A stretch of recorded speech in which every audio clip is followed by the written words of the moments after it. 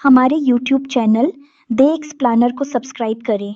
अस्सलामुअलैकुम प्यारे दोस्तों, आज हम बात करने वाले हैं ड्रामा सीरियल मायरी की एपिसोड नंबर 48 के बारे में। तो चलिए शुरू करते हैं। सुबह सुबह समीना, आयशा, एनी और फाखिर सब मिलकर नाश्ता कर रहे होते हैं कि एनी समीना से फाखिर की स्टडी कंटिन्यू करने की बातचीत कर देती है। समीना पहले तो काफी हैरान होती है कि इसको तो स्टडी का इतना शौक नहीं था, अब इसमें ये सारी फिक्र कहाँ से आ गई। समीना कहती है कि देख लो, तुमको ऑफिस वर्क के साथ साथ अपनी बेटी को भी टाइम देना पड़ेगा, फिर तुम कैसे स्टडी को टाइम दोगे। एनी फाखिर को सपोर्ट करने के लिए कहती है कि वो और उसकी बेटी उसको स्टडी में तंग नहीं करेंगे। अब समीना ना हाँ में जवाब देती है ना में, और फाखिर को नाश्ता जल्दी खत्म करने के लिए कहती है क्योंकि उनको क्लाइंट से मीटिंग के लिए जाना होता है। दूसरी जानिब हबीब बहुत चालाकी से फाखिर और समीना की गाड़ी को खराब कर देता है और चुपचाप ऑफिस जल्दी निकल जाता है। अब जब समीना और फाखिर गाड़ी स्टार्ट करने की कोशिश करते हैं तो वो स्टार्ट नहीं होती।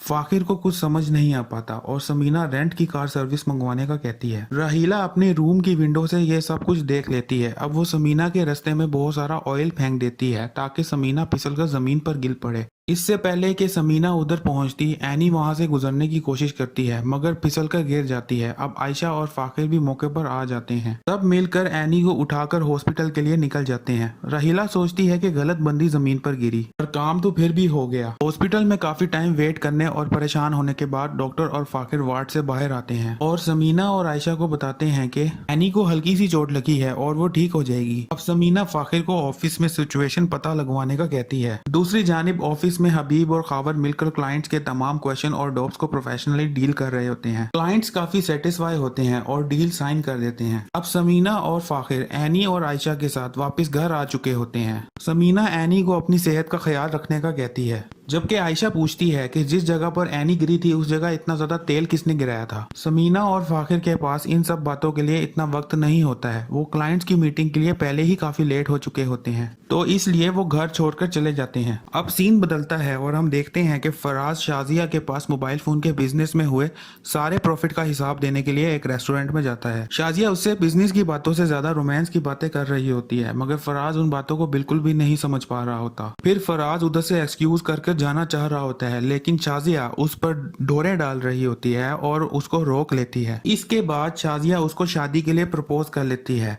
फराज उससे इस फैसले के लिए थोड़ा वक्त मांग लेता है। दूसरी जानिब आयशा एनी की तीमारदारी कर रही होती है कि तब एनी आयशा से कहती है कि उसको ऐसा लगता है कि राहिला ने जमीन पर तेल गिराकर एनी को जमीन पर गिराया है, जिस पर आयशा राहिला की खबर लेने के लिए उठ खड़ी होती है लेकिन एनी उसको यह कहकर रोक लेती है कि इसका कोई फायदा नहीं होगा। खावर और हबीब बहुत ज्यादा खुश हो रहे होते हैं कि उन्होंने आज के क्लाइंट्स के ऑर्डर में काफी बड़ी डंडी मार ली है और इसका समीना और फाखिर को बिल्कुल भी पता नहीं चला है। फिर समीना आकर क्लाइंट्स की मीटिंग के बारे में पूछती है लेकिन हबीब और खावर बताते हैं कि मीटिंग तो हो चुकी है और क्लाइंट्स ने ऑर्डर भी दे दिया है। इस मर्तबा ऑर्डर इतना बड़ा नहीं मिला लेकिन अगली मर्तबा ऑर्डर बहुत बड़ा मिलेगा। समीना सब ऑर्डर की डिटेल अपने ऑफिस में मंगवाती है। हबीब एक बात और बताता है कि क्योंकि क्लाइंट्स के ऑर्डर पर साइन हबीब ने किए थे इसलिए आगे से सब ऑर्डर्स के काम हबीब ही देखा करेगा, जिस पर समीना लाजवाब होकर रह जाती है। अब साइका भी एनी के हाल हवाल करने के लिए उसके रूम में आ जाती है और वो एनी को बताती है कि अगर अब उसने राहिला को मजा ना चखाया तो उसका नाम भी साइका नहीं। अब राहिला भी उधर झूठ मूठ का एनी का हाल हवाल करने के लिए आ जाती है लेकिन एनी भी उसके मुंह पर बातें मार देती है कि राहिला को एनी की खैर खबर पूछने की कोई जरूरत नहीं है। दूसरी जानिब फहमी भी जहीर मरहूम के घर में आकर साइका से मिलती है और हाल हवाल करती है। साइका उसको राहिला की हरकतों के बारे में बताती है। अब फहमी साइका को कहती है कि फौजिया के बेटे के साथ ऐमन के रिश्ते के लिए साइका उसकी हेल्प करे लेकिन साइका उसको साफ इनकार कर देती है, जिस पर फहमी और भी ज्यादा गुस्सा होकर वहां से चल देती है। अब साइका सज्जाद साहब को फहमी की इन हरकतों के बारे में फोन कर बताती है, जिस पर सज्जाद बहुत ज्यादा हैरान हो जाता है और कहता है कि वो घर जाकर फहमी की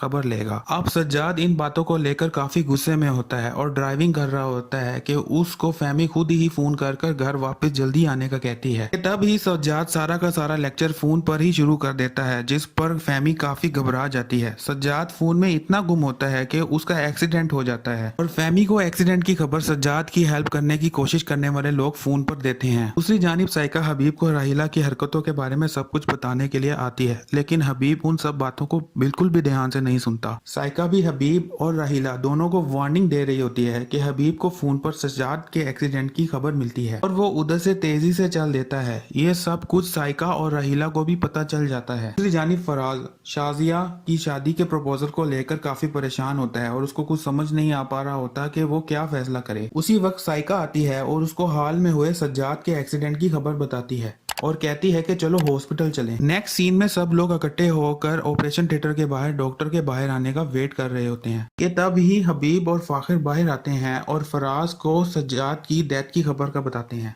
और यहाँ पर एपिसोड खत्म हो जाती है। तो दोस्तों उम्मीद करता हूँ कि आप लोगों को आज की मेरी ये वीडियो पसंद आई होगी। अगर आप लोगों को मेरी ये वीडियो पसंद आई है तो इस वीडियो को लाइक कर दें, अपने दोस्तों के साथ शेयर कर दें और हमारा चैनल दी एक्सप्लेनर को सब्सक्राइब कर दें। शुक्रिया।